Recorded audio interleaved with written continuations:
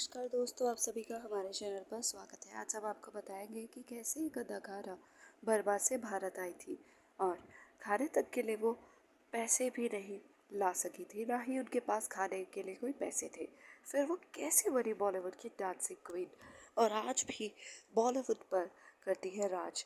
तो वीडियो को अंत तक देखिएगा और चैनल को लाइक और सब्सक्राइब अवश्य से कर दीजिएगा। मोम जैसी गुड़िया, चेहरे पर चमक और भला की खूबसूरत हेलन ने तकरीबन 500 से भी ज्यादा फिल्मों में काम किया है।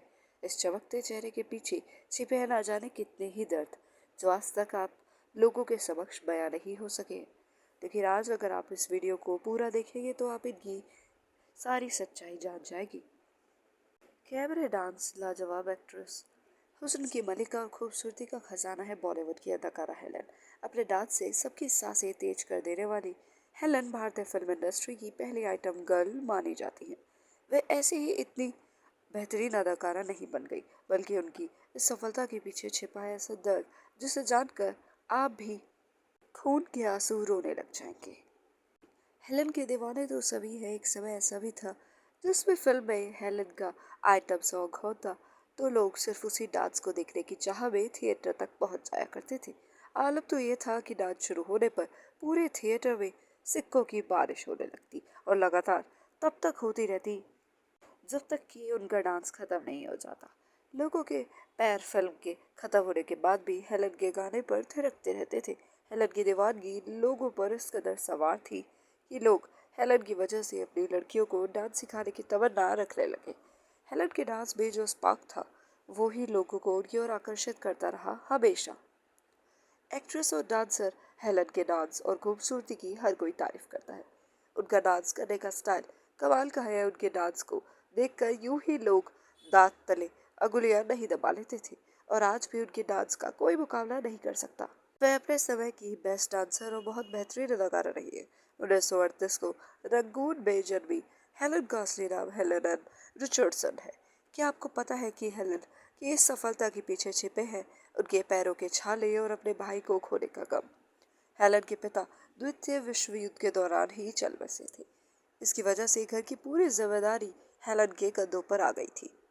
बर्मा में जापानियों के कब्जा किए जाने के डर से उनका पूरा परिवार पैदल ही असम के डिब्रूगढ़ की तरफ रवाना हो गया।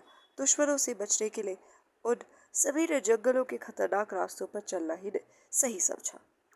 एक समय ऐसा भी आया जब उनकी स्थिति इतनी खराब हो चुकी थी कि उनके पास ना ही रहने का कोई ठिकाना था और ना ही खाने के लिए कुछ भी पैसे। राह चलते वक्त जिसने जो सुविधा दी बस उसी से उनका गुजारा होता रहा। जिस किसी ने आसरा दिया वहां पर सो लिए, जिसने भी खाना दान में दिया उसका शुक्रिया करके वह खा लिया। कभी कभी किसी ब्रिटिश जवान को भी उनकी हालत पर तरस आ जाया करता था तो वह भी उनकी मदद कर दिया करता था। सभी के पैरों में चलते चलते छाले तक पड़ गए थे, लेकिन मंजिल अभी दूर थी। ना जाने कितने ही मासूम लोगों ने चलते चलते अपनी जान गंवा दी थी। हेलन को इस बात का बड़ा अफसोस था कि वह अपनी माँ के लिए कुछ भी नहीं कर पा रही थी। ले हेलन की माँ गर्भवती थी और ऐसी हालत में रास्ते में ही उनका गर्भपात हो गया। इसको देखकर हेलन का बुरा हाल हो गया। हेलन को मन ही मन ये बात सता रही थी कि वह इतनी छोटी है कि अपनी माँ के लिए कुछ भी नहीं कर पाई। रास्ता इतना लंबा था कि खत्म होने का नाम ही नहीं ले रहा था। इतनी सारी मुसीबतें कब थी कि हेलन के भाई को स्मॉल पॉक्स हो गया। दोनों माँ बेटी हड्डियों का ढांचा बन गई थी। आखिर में उन सभी को डिब्रूगढ़ हॉस्पिटल में दाखिल किया गया। हेलन की माँ और वो तो बच गई, लेकिन हेलन का भाई गुजर गया। ये सदमा उनके लिए काफी गहरा था। फिर क्या था, हेलन की माँ की ऐसी हालत देखकर एक सज्जन पुरुष को तरस आ गया और उन्होंने हेलन की माँ को डिब्रूगढ़ हॉस्पिटल में ही नर्स की नौकरी दिला दी। डिब्रूगढ़ हॉस्पिटल में कई सीरियस मरीज आया करते थे। किसी को चिकन पॉक्स तो किसी को ना जाने कैसी खतरनाक बीमारियां थी, लेकिन सड़क पर भूखे मरने से बेहतर था कि उन्होंने नर्स की नौकरी करने के लिए हाँ कर दी। फिर क्या था, हेलन की माँ अस्पताल में नर्स का काम करने लगी। माँ को घर की ऐसी स्थिति देखकर मासूम हेलन ने पढ़ाई लिखाई को भुलाकर फिल्म इंडस्ट्री में काम तलाशना शुरू कर दिया था। कई सालों तक वह स्टूडियो के चक्कर लगाती रही। आखिरकार उनकी किस्मत पलटी और उन्हें फिल्म हावड़ा ब्रिज में काम करने का मौका मिला। उस जमाने में कुकू नाम की एक पुरानी अदाकारा थी जिन्होंने हेलन को फिल्मों में ग्रुप डांसर की नौकरी दिला दी। हेलन का फिल्मी करियर फिल्म सविस्तान के साथ शुरू हुआ। इस ग्रुप डांसिंग में हेलन ने अपने डांस से सभी का दिल जीत लिया। धीरे धीरे उस भीड़ के साथ डांस करते करते उन्हें फिल्मों में सोलो डांस के ऑफर आने लगे। फिल्म अलिफ लैला और हूरे अरब में सोलो डांस करके उन्होंने फिल्म मेकर्स को दांतों तले अंगुलियां दबाने पर मजबूर कर दिया था।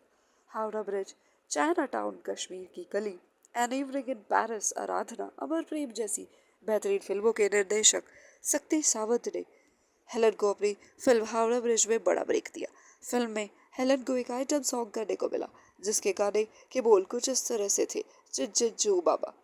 ये गाना बहुत ही फेमस हुआ। हेलन रातों रात स्टार बन गई और देखते ही देखते हेलन उस समय की पहली आइटम गर्ल बन गई थी।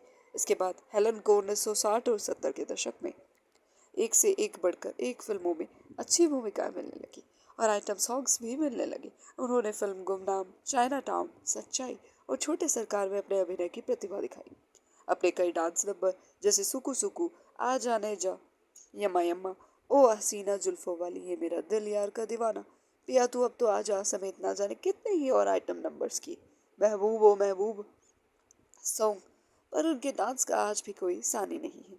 कहा जाता है कि हेलन अपने डांस के स्टेप्स खुद ही किया करती थी। यही वजह है कि उनका हर एक स्टेप यूनिक हुआ करता था, जिन्हें ना तो उस समय कोई कॉपी कर पाया और ना ही आज कोई कर सकता है। मुंगड़ा मुंगड़ा जैसे गाने पर डांस करने पर उन्हें बॉम्ब की गुड़िया का दर्जा दिया गया। अपने डांस से सबका दिल जीत चुकी हेलन बॉलीवुड की बेहतरीन डांसर के साथ साथ उम्दा एक्ट्रेस भी रही। सही में फर्स्ट से आज तक का सफर हेलन की जिंदगी का एक महत्वपूर्ण हिस्सा रहा। उन्होंने कई अवार्ड्स भी जीते। इसके साथ ही उन्हें भारत सरकार ने पद्मश्री के पुरस्कार से भी सम्मानित किया। उन पर 4 किताबें भी लिखी गई हैं जो कि उनके जीवन पर बेस्ड हैं। आप सभी का वीडियो को देखने के लिए धन्यवाद। अगर आपको इनकी कहानी पसंद आई तो कृपया करके चैनल को लाइक और सब्सक्राइब अवश्य से कर दीजिएगा।